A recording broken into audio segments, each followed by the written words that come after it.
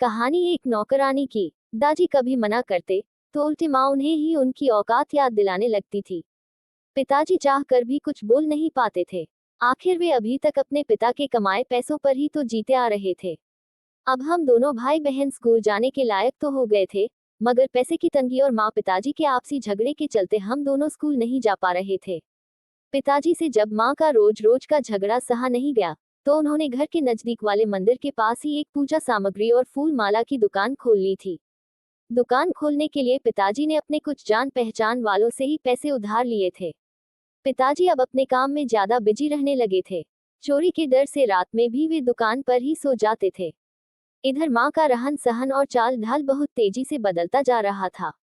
अब उन्होंने एक मोबाइल फोन भी खरीद लिया था। पिताजी ने जब मोबाइल फोन के बारे में पूछा था, तो अपने मायके से मिला हुआ बताकर पिताजी को डांट कर चुप करा दिया था। माँ अब दिन भर खुद कमरे में सोई रहती थी और घर का सारा काम हम दोनों भाई बहन से कराने लगी थी। स्कूल जाने की उम्र में हम दोनों भाई बहन अब हमेशा घर के कामों में उलझे रहने लगे थे।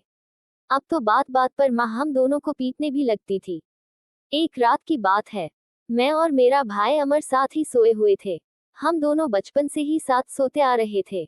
अचानक आधी रात को मेरे भाई के पेट में दर्द होने लगा था। मुझसे जब उसका दर्द देखा नहीं गया, तो मैं माँ के कमरे की ओर उन्हें बुलाने चल पड़ी थी, ये सोचकर कि शायद उनके पास कोई दवा होगी। बहुत बार दरवाजा खटखटाने और चिल्लाने के बाद माँ ने गुस्से में दरवाजा खोला था। जब मैंने उन्हें अमर के पेट दर्द के बारे में बताया, तो वे मुझे ही गाली देने लगी थी।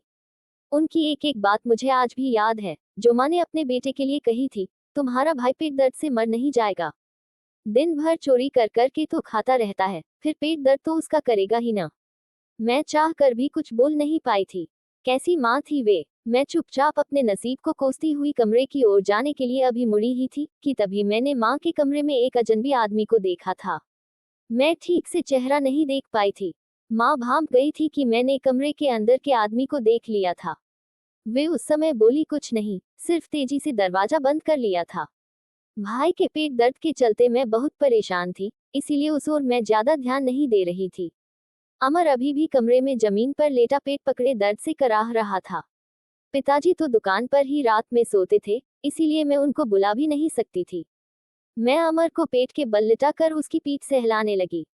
मेरे ऐसा करने से उसे राहत मिलने लगी और कुछ ही देर के बाद उसका पेट दर्द कम हो गया था।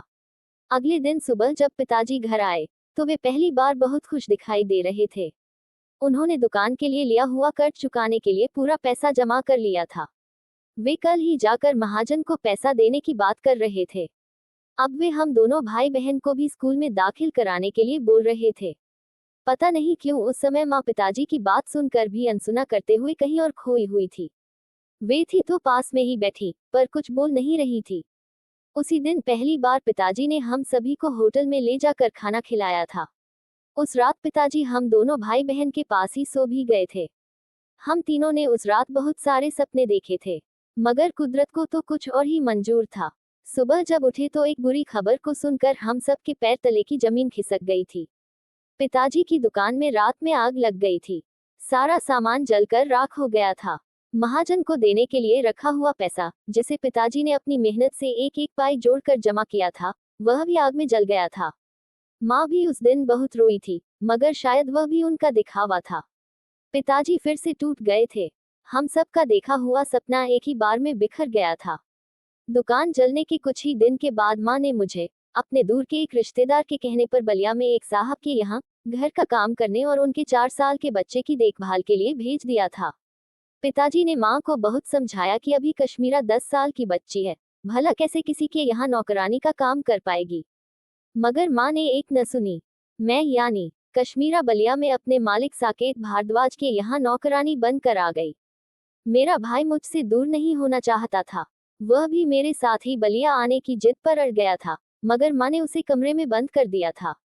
मैं भी यह सोचकर कि मेरे कमाए पैसे से शायद पिताजी द्वारा लिया हुआ दुकान का कर्जा जमा हो जाएगा, बलिया आ गई थी। मेरे मालिक साकेत सर और मालकिन मेघना मैडम का बलिया में खुद का घर था।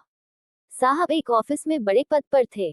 मैडम भी एक प्राइवेट कंपनी में अच्छे पद पर नौकरी करती थी। दोनों का एक 4 साल का बेटा था, गौरव भारद्वाज, जिसे प्यार से सभी गोलू कहते थे। पहले साहब की अपनी बहन साथ में रहती थी। वे ही बच्चे की देखभाल भी करती थी, मगर उनकी इसी साल शादी हो गई थी और वे यहाँ से चली गई थी, जिसके चलते ही इस घर में अब मुझे लाया गया था। पहले ही दिन से साकेत सर के यहाँ मुझे इतना प्यार मिला कि अपने घर से भी अच्छा ये घर लगने लगा। मैं सर और मैडम के कहने पर ही उन्हें अंकल और आंटी कहने लगी थी। गोलू भी मुझे दीदी कहने लगा था। वह तुरंत मुझसे घुल मिल गया था। वह हमेशा मेरे पास ही रहता था।